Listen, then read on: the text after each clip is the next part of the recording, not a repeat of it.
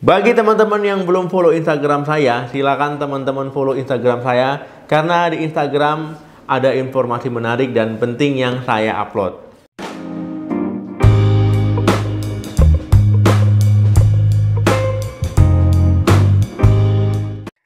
Halo, Assalamualaikum warahmatullahi wabarakatuh. Teman-teman, ya ada istilah long haul COVID-19. Nah, jadi teman-teman, ya istilah ini mengacu pada orang yang sudah dinyatakan sembuh tapi masih ada gejala. Ya gejalanya bisa batuk-batuk, ya kan, napasnya jadi kurang enak, ya kurang nyaman, masih kayak rasa-rasa sesak, ya badannya kurang fit, ya lemas-lemas gitu. Ya padahal sudah dinyatakan sembuh ya dari COVID-19. Nah, jadi timbul kekhawatiran nih mungkin ya pada orang yang mengalami long haul COVID-19 ataupun gejala jangka panjang dari COVID. Nah, walaupun sudah dinyatakan sembuh, ya tapi masih ada gejala. Nah, jadi ini kira-kira beneran sembuh atau enggak sih ya? Ini sebenarnya masih bisa menularkan atau tidak? Nah, banyak orang yang berpendapat seperti itu ya, selesai isolasi mandiri, sudah dinyatakan sembuh, tapi masih batuk-batuk. Ya, masih napasnya agak sesak. Nah, jadi timbul kekhawatiran nih, jadi orang masih takut untuk mendekati penyintas COVID tadi. Nah, teman-teman, pada video kali ini kita akan membahas gejala jangka panjang COVID pada penderita infeksi COVID-19 yang sudah dinyatakan sembuh ataupun long haul COVID-19. Penderita COVID-19 yang sudah dinyatakan sembuh ya biasanya umumnya tidak ada keluhan lagi ya. Itu bisa pulih seperti sedia kala ya, seperti sebelumnya ya, seperti orang normal lah. Tetapi ada juga sebagian yang masih ada gejala. Gejalanya bisa bertahan kurang lebih 4 minggu ataupun lebih. Ya, jadi orang yang sudah dinyatakan sembuh tapi masih ada gejala ya, gejala tertentu. Nah, ini disebut dengan gejala jangka panjang. Ya, setelah sembuh COVID-19 ataupun disebut dengan long haul COVID-19. Penyebab pasti terjadi long haul COVID-19 itu sampai saat ini belum diketahui ya, belum diketahui secara pasti ya, masih diteliti.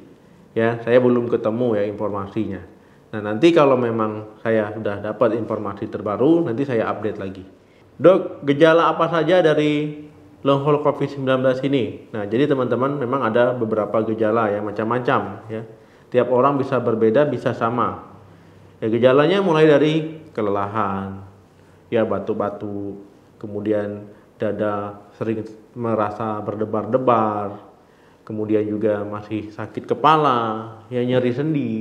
Kemudian napasnya merasa kurang nyaman ya, ataupun napasnya terasa sesak, kemudian nyeri dada, hilangnya penciuman, kemudian gangguan tidur ya, tidur jadi susah, ya nyeri-nyeri otot, ya kemudian juga mengalami gangguan psikosomatis ya, sering merasa cemas, ya kemudian seperti depresi. Nah, jadi memang teman-teman ya itu adalah gejala umum yang terjadi ya.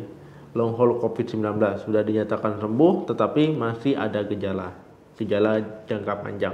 Gejala long haul COVID-19 itu bisa terjadi pada penderita mana saja ya. Gejala ringan, gejala sedang, gejala berat. Tetapi memang yang paling banyak yang terjadi adalah penderita yang sebelumnya mengalami gejala berat. Dok, bagaimana cara kita mencegah supaya tidak terkena long haul COVID-19? Nah, teman-teman ya, long haul COVID-19 ini penyebabnya juga masih belum kita ketahui ya. Penyebab kenapa bisa timbul ya masih diteliti. Jadi kita tunggu ya informasi selanjutnya. Kemudian juga bagaimana pengobatan dari long haul COVID-19 ini juga masih belum ada yang pasti ya.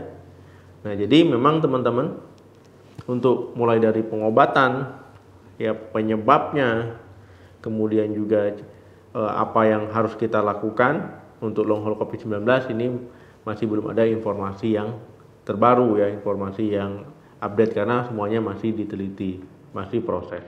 Tetapi teman-teman ya ada cara supaya kita terhindar dari COVID-19 dan long haul COVID-19 ini. Nah, jadi bagaimana caranya, Dok? Nah, jadi teman-teman caranya itu adalah dengan kita patuhi protokol kesehatan dan juga vaksinasi. Ya, teman-teman, protokol kesehatannya bisa cuci tangan ya, cuci tangan teratur ya, kemudian pakai hand sanitizer, ataupun teman-teman rajin memakai masker ya, apalagi di tempat umum ya hindari menyentuh area wajah. Nah, jadi yang punya kebiasaan ngorek-ngorek hidung, ya nyentuh-nyentuh hidung, nyentuh-nyentuh mata, mulut, pakai tangan, itu mulai saat ini kebiasaan itu dihindari ya. Karena itu tangan kita ini nggak tahu ya kotor atau bersih. Ya, secara kasat mata bersih, tapi kita nggak tahu ya. Nah, itu jadi hindari menyentuh area wajah. Nah, jadi biasakan jangan ya suka-suka megang-megang hidung, korek-korek hidung, yang bersih-bersih tai mata gitu. Nah, pastikan cuci tangan dulu ketika mau melakukan hal tersebut. Kemudian jaga jarak ya, jaga jarak 1-2 meter. Nah, 2 meter lah yang efektif. Kemudian hindari kerumunan, ya, keramaian, apalagi kalau memang tempat tersebut ventilasinya buruk. Nah, itu memang teman-teman harus menghindarinya. Kemudian teman-teman ya harus memperhatikan makanan yang dikonsumsi ya, perhatikan nilai gizinya ya supaya tercukupi, olahraga teratur, ya istirahat cukup, ya rajin-rajin berjemur di bawah sinar matahari ya, pagi hari. Nah, kemudian teman-teman ya jika memang diperlukan konsumsi vitamin dan suplemen ya untuk meningkatkan daya tahan tubuh. Dan saya ingatkan sekali lagi bagi orang penyintas COVID yang sudah dinyatakan sembuh, itu tetap harus patuhi protokol kesehatan karena bisa terinfeksi ulang ya. Jadi bisa terkena lagi dan juga bisa menyebarkan ke orang lain. Nah, jadi memang protokol kesehatan ini kita lakukanlah sebaik mungkin ya. Memang capek ya. Udah dari 2020 ya, awal 2020 sampai saat ini kita protokol kesehatan. Cuman itulah cara yang paling efektif. Daripada kita mengobatinya, cara yang paling efektif adalah mencegah supaya kita tidak sakit. Ya, daripada kita menambah misalkan nambah rumah sakit ataupun bagaimana ya, tempat tidur, bed dan sebagainya, lebih baik kita mencegahnya supaya tidak sakit. Nah, ini adalah cara yang paling baik dibanding setelah sakit ya baru kita menyesal. Ya, jadi memang cara terbaik adalah mencegahnya, menurunkan resiko kita terpapar, resiko kita tertular, resiko orang sakit COVID-19. Jadi cegah. Oke teman-teman, terima kasih yang sudah menonton video ini sampai habis. Jangan lupa like, share, dan komen. Kalau memang bermanfaat video ini, minta tolong bagikan ke orang-orang terdekatnya. Salam sehat, sampai jumpa.